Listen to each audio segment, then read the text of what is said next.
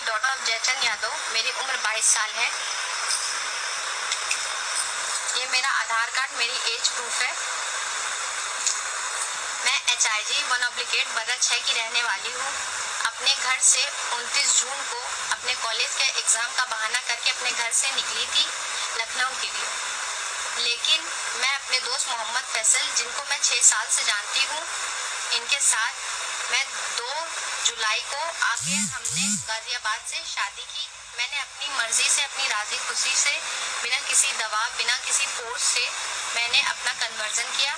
हमने निकाह किया और निकाह के साथ साथ हमने कोर्ट मैरिज भी की। और ये हमारा 2 तारीख को गाजियाबाद से हमने ये हमारा मैरिज खुद से कोर्ट मैरिज की है। ये रहा सर्टिफिकेट। मेरी शादी का जैसे ही मेरे घर वालों को पता चलता है तो उनमें से मेरे बड़े वाले भाई का, जिनका नाम विकास यादव है, फ़ोन आता है और वो मुझसे कहते हैं कि ये जो तुमने कर लिया है, तुम समझ रही हो कुछ नहीं होगा, पर ऐसा कुछ नहीं है, तुम्हें आना पड़ेगा और तुम जो समझ रही हो कि तुम बच जाओगी, तुम्हें कुछ नहीं होगा, या जो तुमने कर लिया वो हम सब मान जाएंगे, तो ऐसा कुछ नहीं है, तुम्हें आना पड़ेगा। ये सब सुन के मैंने फ़ोन काट दिया और इस बीच मेरे घर वालों से बात होती रही। मेरी मम्मी, जिनका नाम शत्रुपा यादव है, उनसे बात हुई। मेरी भाभी, जिनका नाम नेहा यादव है, मेरे बड़े वाले भाई विकास यादव, और मेरे मुझसे जो बड़े एक हैं, उनका नाम अभिषेक यादव, उनसे मेरी बात होती रही। मेरे अभिषेक यादव के भाई के दोस्त से, जिनका नाम दीपक यादव है, वो मुझे समझाते रहे कि आ जाओ, हम किसी को कुछ नहीं बताएंगे, हम चुप्पे से तुम्हें गाड़ी में ले जाएंगे, कुछ नहीं होगा, तुम बस आ जाओ। पर मैं अपनी मर्जी से आई थी, तो मैंने उनसे बोला कि नहीं, मैं नहीं आ सकती। फिर मैंने फ़ोन काट दिया। फिर उसके बाद मेरे पापा का 2-3 बजे रात में फ़ोन आता है और वो मुझसे बात करते हैं, मुझसे और फैसल से भी बात करते हैं। मुझसे भी बातें करी थी बहुत सारी कि तुम क्या करते हो, क्या काम है, तुम्हें ये करने से पहले सोचना चाहिए था। अच्छा, तुमने अपने पापा को बताया? तो मैंने कहा नहीं सर, मैंने भी अपने पापा को इन्फॉर्म नहीं करा है। कहते हैं तो अपने पापा से इन्फॉर्म कर लो, मुझे मिलवा दो, मैं तुम दोनों की शादी करा दूंगा, मुझे रिलीजन से कोई मतलब नहीं, जहाँ मेरी बेटी खुश रहेगी वहाँ मैं राजी हूँ। तो मैंने कहा ठीक है सर, मैं कल आपको 11 बजे, अभी तो रात हो गई, कल 11 बजे मैं अपने पापा को बात करके आपको इन्फॉर्म कर दूंगा, फिर आप जैसा चाहना देखिए, बात कर लेना। कहते ठीक है, अगर नहीं करोगे तो तूफान आ जाएगा, ये वो। मैंने कहा ठीक है सर, क्षमा चाहता हूँ जो दिक्कत थी, लेकिन मैं कल आपको ज़रूर बताऊँगा। सुबह मेरे घर से 7-8 बजे बिना किसी को पता चले, ना ही इन्होंने किसी से बात की थी इनके घर में कि बताया हो मेरे बारे में या इनके हमारी शादी के बारे में, इन्होंने इनके पापा के पास जब मेरे पापा गए तो मेरे पापा इनके पापा से कहते हैं कि हमें लड़की जिंदा या मुर्दा चाहिए। क्योंकि 7 बजे ही चले गए थे और मैंने उनसे बोला था 11-12 बजे मैं बता दूंगा। पापा से बात करके वहाँ मेरे पापा, चाचा, बाबा, भाई सबको धमकाना कि लड़की दे दो, लड़की दे दो। फिर मैंने भी अपने पापा को वही समय बता दिया कि हाँ पापा, शालिनी एक लड़की है जो उनकी बेटी है, जिनसे मैंने शादी करी है, हम दोनों ने खुद से करी है, हम दोनों ना ही आएंगे और ना ही किसी का दबाव है हम पे, हम खुद से शादी करी, खुद से रहे। मर्जी से की थी, तो हम वापस नहीं जाना चाहते थे, इसलिए हमने मना कर दिया। और जैसे ही मेरे घर वाले वहाँ से जा नहीं रहे थे इनके घर से, हमने फिर ये बोला कि मैं अपने भाई से कि वहाँ से चले जाओ, हम आएंगे पर वहाँ से चले जाओ। फिर उसके बाद ये सब होने के बाद हमने डर से अपना फ़ोन बंद कर दिया, कांटेक्ट करना सबसे छोड़ दिया। अपना फ़ोन बंद कर दिया, हम लोगों ने कांटेक्ट करना छोड़ दिया। कांटेक्ट जब हम अपना रह रहे थे, हमने किसी से कांटेक्ट नहीं किया था, अपना आराम से रह रहे थे, हंसी खुशी रह रहे थे कि 14 जुलाई को यूपी से कानपुर पुलिस किदवई नगर थाने के दरोगा, जिनका नाम अखिलेश कुमार यादव है, और 2 सिपाही और आए थे, एक का नाम, जिनका नाम है सूर्यवंशी, वो आए थे। वो जहाँ मैं रह रही हूँ वहाँ आए थे। यहाँ से आकर मुझे चांदनी महल थाने ले गए। चांदनी महल थाने ले जाने के बाद वहाँ मैंने देखा कि मेरे पापा भी हैं, वहाँ मेरे पापा भी थे। पुलिस ये कह के मुझे यहाँ से ले गई थी कि तुम्हारा मजिस्ट्रेट के सामने बयान करा देंगे, तुम वहाँ चलो। और मैं इसीलिए थाने चली गई। और जब मैंने अपने पापा को देखा, सबको, पुलिस को देखा, पुलिस से मेरी बातचीत हुई। जब मैं अपनी मर्जी से आई थी तो मैं नहीं जाना चाहती थी किसी के साथ भी, इसलिए मैंने इनके साथ रहने का फैसला किया और मैं यहाँ से नहीं गई। पुलिस इस डिसीजन को लेते मुझसे एप्लीकेशन लिखवाई और मेरी साइन लेके चली गई। मेरा बयान जो कि मैं अपनी मुँह ज़बानी से बोल रही थी, मुझे हिंदी लिखनी नहीं आती, हिंदी इन्होंने लिखी और साइन मैंने किया।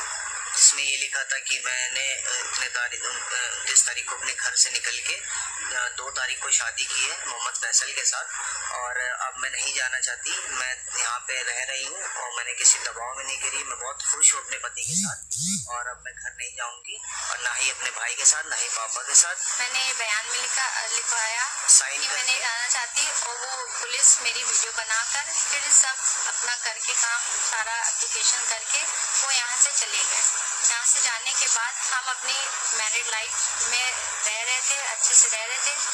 फिर उसके बाद ठीक आज 8 अगस्त को 8 तारीख को हमें पता चलता है कि न्यूज़पेपर में मेरे पापा ने निकलवाया है कि फैसल मुझे तमंचे की नोक पर जबरदस्ती ले गए हैं और 10 लाख के गहने के साथ मुझे ले गए हैं और मुझसे ज़बरदस्ती शादी की है और इनके पूरे परिवार, मम्मी पापा भाई, सबका नाम उस पेपर में लिखवाया है। 7 लोगों पे FIR दर्ज कराई है। FIR लिखाया, कहा उसमें ये लिखा हुआ है कि ये मुझे ज़बरदस्ती ले गए, मुझसे ज़बरदस्ती शादी कर रहे हैं और जहाँ रह रहे हैं ये वहाँ मुझे मार देंगे, जबकि ऐसा कुछ भी नहीं है। हम लोग हमेशा राजी खुशी रहते हैं साथ में। 6 साल से जानते हैं, 6 साल से हम इन्हें पहचानते हैं और हम इनसे अपनी मर्जी के मुताबिक हमने जो भी डिसीजन लिया हमने खुद से डिसीजन लिया है, बिना किसी दबाव के, बिना किसी फोर्स से हमने कुछ भी नहीं किया है। हमें किसी से कोई शिकवा नहीं है, कोई शिकायत नहीं है। हमें अपने मुझे अपने माँ बाप से भी नहीं है कि ना ही मुझे, इसलिए मैंने अपने माँ बाप के नाम एक भी FIR नहीं लिखवाया। और बीच में हमें ये भी पता चलता है कि मेरे पापा के दोस्त आके वो जहाँ ये रहते हैं वहाँ आके बोले कि लड़की तो मरेगी, भाई के दोस्त भी आके कि लड़की तो मरेगी, लड़की को तो लड़की के पापा मारेंगे और लड़के का तो जो होगा वो होगा। मुझे मेरी जान का खतरा है, मैं जहाँ रह रही हूँ मुझे यहाँ से भी खतरा है। मुझे नहीं पता कल को मेरे साथ क्या हो क्या नहीं हो, इनके साथ क्या हो क्या नहीं हो, ये हमें कुछ भी नहीं मालूम। हमें किसी से कोई शिकायत किसी से कोई चीज़ नहीं है, ना ही हमें किसी के खिलाफ कोई FIR करनी है, ना ही कोई केस करना है। बस हम अपनी लाइफ को अपने एक दूसरे के साथ रहना चाहते हैं और हमें किसी रिलीजन से किसी भी धर्म से किसी से कोई लेना देना नहीं है, ना ही हमें किसी से कोई बैर है। जैसा कि हमने सोचा था कि हम अपने लाइफ में एक दूसरे की जिम्मेदारी उठा के अच्छे से प्यार मोहब्बत से रहेंगे, अपनी लाइफ को स्पेंड करेंगे, शादीशुदा ज़िंदगी जिएंगे। सो अभी ये समाज और ये हमारे घर वाले और इनके जो फादर हैं जो इतना गुस्से में है, अब जो रिपोर्ट और ये FIR पेपर कर रहे हैं, ये सब प्लीज़ उनसे रिक्वेस्ट है हमारी, हम आपकी बेटी को कुछ I am happy with him बस and कुछ भी I ऐसा ना।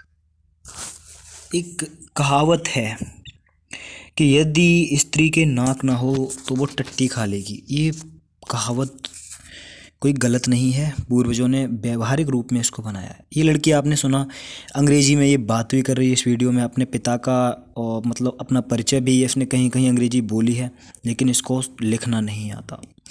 इसका जो शौहर है उसने किसी धर्म और रिलीजन को ये मानती नहीं है, लेकिन फिर भी इसे अपना जबरन या कहें इसने अपनी इच्छा से इसने धर्मांतरण किया था, इसने कन्वर्जन किया। उसके बाद इसका निकाह उस बंदे के साथ हुआ। इसने जो बातें कहीं कि इसके माता पिता इसके भाइयों से इसे अपनी जान के खतरे का नुकसान है, वो भाई, बड़ा भाई, छोटा भाई, वो पिता माता जिन्होंने इसको पाला, जिन्होंने इन्हें पढ़ाया, उनसे इसे जान का नुकसान है। मतलब भविष्य में अगर ये जिहादी जब इसका मन भर जाए वो इसे मार दे या इसके मांस को खा भी ले। कई घटनाएं हमने देखी हैं कि मुसलमानों ने नरभक्षी होने का कार्य करके दिखाया है। तो इसमें माता पिता ही फंसेंगे, मारेगा ये, और ये आरोप लगाया कि भाई इसको इसके घर वालों से बे माता पिता, और मतलब एग्ज़ाम का बहाना करके ये बेटी घर से बाहर निकली थी अपने पिता से और कहती मुझे लिखना नहीं आता, मैंने बोला था और लिखा था हमारे इन शौहर ने।